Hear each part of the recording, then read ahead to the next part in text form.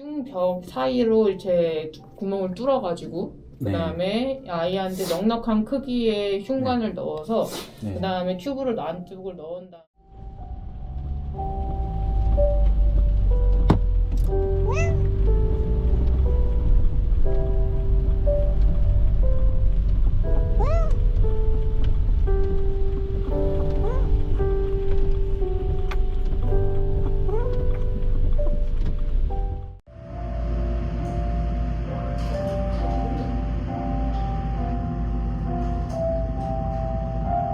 흉벽 사이로 이제 구멍을 뚫어가지고 네. 그다음에 아이한테 넉넉한 크기의 흉관을 넣어서 네. 그다음에 튜브를 안쪽을 넣은 다음에 이 안쪽에서 아이가 물 같은 거나 지금 왼쪽에 있는 기흉이잖아요. 네. 그 공기들을 이제 밖으로 빼주는 걸 네. 하려고 하는 거예요. 그래서 네. 호흡에 문제가 없도록 아이가 처치를 진행한다고 보시면 되고 움직이는 불편함은 있을 수가 있어요. 어떤 것 때문에 그러냐면 사실상 이게 빠지면 안 되거든요. 네. 봉합을 저희가 다 하지만 결국엔 네. 손으로 뜯으면은 네. 발이나 이런 거 뜯으면은 뜯겨져 나가요. 그러니까 애들을 손으로 애들이 막 발로? 긁거나 막 이럴 때 있잖아요. 네. 발가락 같은 걸로. 그러면 아. 그거를 막기 위해서는 옷 같은 거나 구물망처럼 보이는 옷을 입히거든요. 네. 근데 만약에 옷에 대해서 되게 예민하게 이제 생각하는 아이들 같은 경우는 그것 때문에 좀 네. 불편함을 느낄 수는 있긴 합니다. 근데 이거는 피할 수는 없는 네, 처치긴 해요. 그래서 근데 다행히 이걸 했을 때 아이가 뭐 굉장히 불편해해서 엄청 불편한 것 같은 경우에는 고양이들 같은 경우는 식음 전폐하는 경우가 있잖아요. 네. 그런 경우는 흔치는 않습니다. 네. 네. 그래서 오늘 이제 애기 양측 진행한다고 보시면 되고 이 아이처럼 한쪽과 한쪽 둘 다 진행하면 되고 네. 이거 하실 때 이제 발생할 수 있는 부분들이 뭐냐면 보호자님께서 관리를 네. 진행하실 때에는 이제 소독이나 이런 것들을 잘 해주셔야 돼서 네. 그 역행 감염 즉 역에서 밖에서 이제 역에서는 세균이 있을 거잖아요. 네. 이게 안쪽으로 들어가지 않게끔 관리를 잘 해주셔야 되고 네. 그런 관리 방법은 다 말씀드릴 거예요. 네. 그리고 두 번째 같은 경우에는 아까 제가 말씀드렸던 것처럼 아이가 이제 거기 부분에서 네. 발 같은 걸로 해가지고 빠질 수도 있다라는 점. 네. 그 다음에 세 번째로는 유미흉이라고 하는 거는 네. 안쪽에 지방 성분에 이제 흉수가 많이 차는 거잖아요. 물이 차는 거잖아요. 네. 근데 그럼 그 지방이 흉곽 안에 있으면 되게 자극적이에요. 되게 자극적입니다. 그냥 미끌미끌한 게 아니라 얘네 자체가 염증을 유발해요. 그렇게 되면 네. 어떻게 되면 흉막염이라는 게 발생해요. 네. 그럼 염증이 생긴다라고 하는 거는 되게 섬유가 많이 형성되면서 되게 이 실 같은 것들이 엄청 많이 발생합니다. 결합 조직 네. 같은 조직이 많이 만들어진다 생각하시면 돼요. 네. 그러면 어떻게 되냐면 이 흉관 안에는 이 구멍이 뽕뽕뽕뽕 뚫려 있어서 그걸 네. 통해 가지고 물을 뽑아내는 거거든요. 네. 그 공기나. 근데 이 흉수와 물 안에 이제 그런 찌꺼기 같은 것들이 많이 생기게 될 수가 있는데 그게 점점 심화되면 어떻게 되면요 구멍을 막아버려요. 네. 그럼 구멍을 막으면 어떻게 되냐면 원래는 잘 뽑혔던 아이가 네. 안 뽑힐 수가 있어요. 네. 그러면 안 뽑히게 될 수가 있는데 그러면은 다시 재장착을 해야 되는 상황이 올 수도 있습니다. 네. 그래서 그 부분은 이제 염두하셔야 돼요. 아이가 하는 것들은 이 흉수나 플러스 기흉 네. 때문에 이제 호흡에서 문제가 생기기 때문에 진행하는 거라 보시면 되고요. 이 흉수 양상이라는 거는 지금 유미흉, 지금 기름이라 있잖아요. 네. 이게 제일 중요합니다. 제일 네. 심한 애들인데 그래서 폐색이 유발할 수가 있습니다. 그러면은 재장착을 다시 해야 할 수도 있다는 점을 고려해줘야 네. 되고 아이들마다 그 속도는 달라요. 네. 어떤 아이는 이제 문제 없이 하는 경우가 있고 어떤 아이들 같은 경우에는 뭐 이틀 후에 당장 막힐 수도 있습니다. 그리고 2차적인 기흉, 섬유화 염증이 발생할 수도 있다는 건데 이거 뭐 때문이냐면 이 유미흉이 있거나 특히나 기흉이 있는 아이들 같은 경우에는 폐 자체가 약해요. 그 다음에 그러면은 저희가 이 흉벽을 뚫을 때는 근육을 뚫는 거거든요. 네. 그러면 꾹 눌러서 이제 하는 건데 이게 폐에 원래 닿아도 폐에 손상이 원래 별로 없어요. 네. 근데 약한 아이다 보니까 단순히 닿는 것만 해도 이게 손상이 될 수도 있죠. 그러면은 기흉이 더 원래 없던 아이가 발생할 수도 있습니다. 근데 흔치는 않아요. 지금 사실상 왼쪽 부분이 기흉이 생기는 원인은 아직 감별되지는 않은 상황이기 때문에 약할 가능성이 굉장히 높게 되고 유미흉이 있는 아이들 같은 경우에는 유미흉이 언제서부터 있는지에 대해서 사실 알기가 어렵거든요. 왜냐하면 흉수가 차는 거에 대해서 증상을 보호자님께서 못 느끼는 경우가 굉장히 많아요. 네. 그래서 약했을 가능성이 굉장히 높습니다. 약해졌을 가능성이 굉장히 높아요. 네. 그래서 아이도 마찬가지일 가능성이 높기 때문에 이 부분에 대해서 말씀드릴 수밖에 없고, 그래서 하고 나서 네. 아기가 양상이 변하는지, 네. 원래 유미형이었던 애가 기흉은 발생하진 않는지, 아니면 기흉이었던 애가 뭐 다른 것들이 더 이제 공기가 많이 만들어지는 시간이 더 많이 증가되진 않는지, 이런 네. 것들을 모니터링할 필요가 있습니다. 네. 그리고 마지막으로 역행 감염, 이게 중요할 것 같고요. 네. 그 다음에 마취 동의서 작성할 거예요.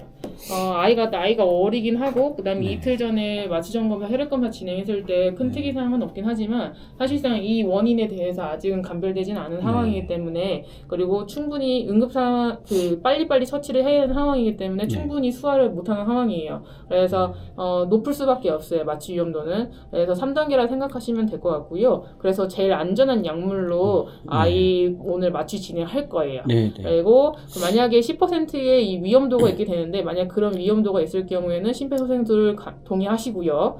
그래서 이런 것들이 왜 발생하냐면 보통은 저혈압이 가장 큰 문제입니다. 네. 그리고 아이가 이 유미흉이 발생하는 원인 중에 하나가 심장이기도 하는데, 우선 다행히 애기 뭐 그런 부분에 대해 강해가 의심되는 부분은 없지만, 그래도 아직은 모르는 부분이기 때문에 부정맥도 이제 발생할 수가 있습니다. 이 두 가지가 제일 위험하게 되는데, 만약에 약에 대한 반응성이 없을 경우에는, 만약에 오른쪽을 하고 나서 왼쪽을 할 건데 오른쪽 하는 과정 중에 아이가 마취가 굉장히 안 좋다라고 하면은 꺼야 되는 상황이 올 수도 있습니다.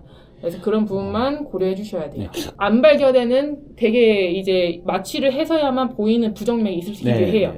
그래서 이 보시면 1등급 같은 경우 0.1%의 사망률이잖아요. 0%는 없는 거예요. 그래서 마취할 때 지금 현재는 뭐 심장이나 이런 거 없다 하더라도 그게 발생이 할 수도 있습니다. 그런데 보통은 그러면 약에 대한 반응성이 있게 되면서 이제 마취를 이어갈 수가 있게 되는데, 만약에 그런 상황이 안 될 경우에는 당장 마취를 꺼야 되는 상황이 되고, 그러면 두 가지 다 못할 가능성이 있다고 생각하시면 될 것 같습니다. 그게 바로 10%예요. 네, 자주 있는 일은 아니지만 애들마다 너무 다르기 때문에 알 수는 없습니다.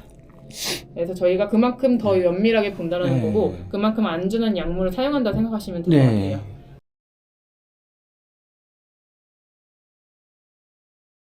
애기가 지금 봤을 때 수술하기 전에 이제 초음파 가이드 하러 이제 잘 제거했긴 했는데, 그 기흉 같은 경우에는 계속 실시간으로 차이는 모습들이 보여가지고 수술하고 나서 이제 제거했을 때도 어느 정도 공기는 많이 찼습니다. 그래서 5, 60 정도 이제 찼다고 보시면 되는데, 우리 애기가 유미랑 이런 게 너무 빨리 찬다고 하더라고요. 맞아요. 근데 지금 우리 아이는 기흉이 더 많이 빨리 차는 것 같아요. 왜냐하면 애기가 이때 있잖아요. 뺐을 때 여기 오른쪽 같은 경우에는 거의 나오지는 않았어요.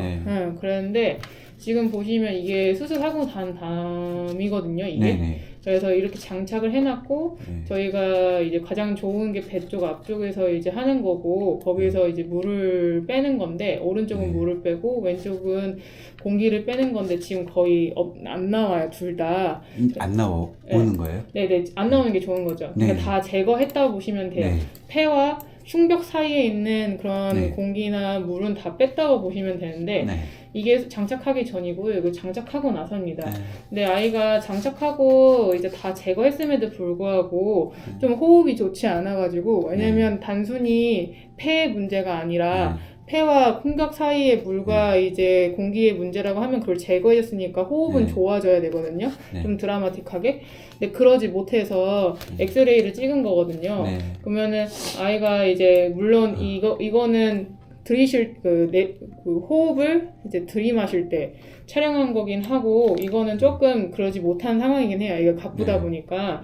근데 보시다시피 여기 하얗게 보이는 부분이 심장에 가까운 거, 심장인 거고, 여기가 폐하거든요. 검정색으로 보이는 게. 왜냐면 공기가 있기 때문에 폐가 있는 거예요. 공기가 있기 때문에 검정색으로 보이는 거거든요. 그럼 지금 보면 여기 앞쪽 부분이 조금 하얘졌어요, 많이. 근데 이거는 폐 자체의 문제일 가능성이 있습니다. 제가 저번에 동의서 작성할 때 말씀드렸던 것처럼 이 기흉이나 유미흉이 있는 아이들은 폐가 약해요. 그래서 폐가 약한데 원체 기존에 가지고 있던 염증이 있었을 수도 있고, 아니면은 이게 접어졌던 게 펴지면서 이게 그거 자체로도 손상이 있을 수 있거든요.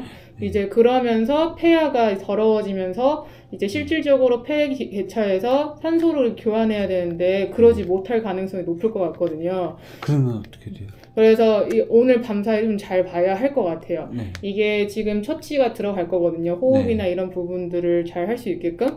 네, 잘 할 건데 그 사이에서 반응성이 있으면서 아이가 조금 호흡이 괜찮아지면은 다행인데 사실상 거기에서 반응이 없을 경우에는 조금 예후가 나쁠 수도 있을 것 같습니다.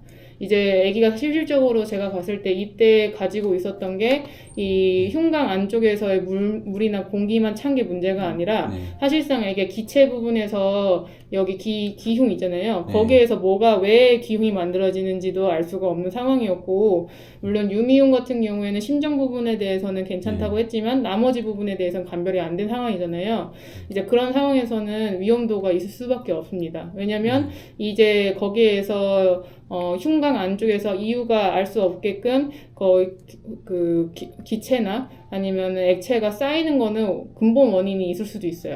그러니까 폐 자체가 약해서 그런 걸 수 있습니다. 예를 들면은 기체가 계속 찬 이유는 폐 자체에서 이제 이미 손상이 어느 정도 있다 보니까 거기 부분에서 있을 수 있어요. 그래서 거기 기체 부분을 다 제거하고 나니까 거기 펴지면서 더 예를 들면은 낙하산 같은 것들 텐트나 탁 펼치면 그거 자체가 탄력 있게 펴지잖아요.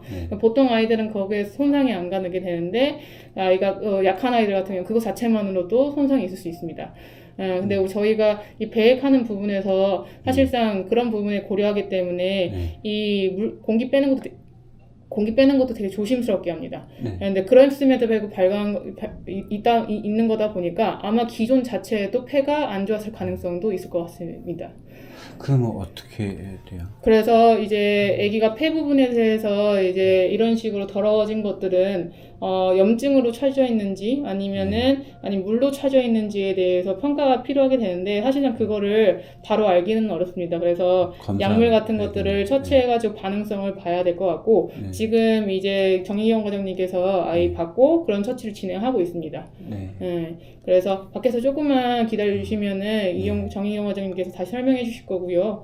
네네. 그래서 우선은 아이나 이제 마취 중에서 이제 호흡이 문제 있거나 아니면은 그때는 저희가 산소 호흡 마취를 했기 때문에 호흡에서는 문제는 없었고 그리고 혈압이나 심박이나 이런 부분에서는 문제가 없었습니다.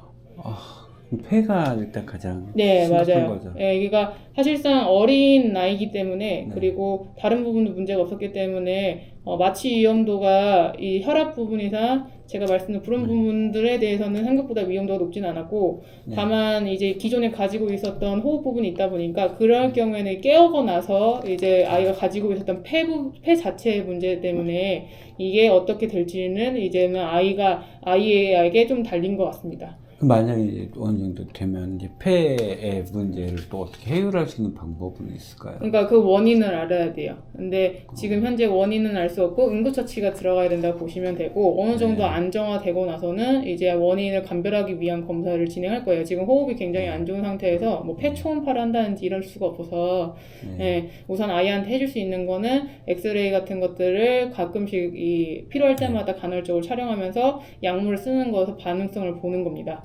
반응을 아이가 잘 하는지 안 하는지에 대해서는 아이에게 조금 달렸다고 보시면 될 것 같아요. 그래서 자세한 부분에 대해서 이제 거기 부분은 내과 영역이기 때문에 우선은 아기 장착 같은 경우에는 잘 끝났고 위치가 원하는 대로 저희가 예상하는 대로 잘 장착되었습니다.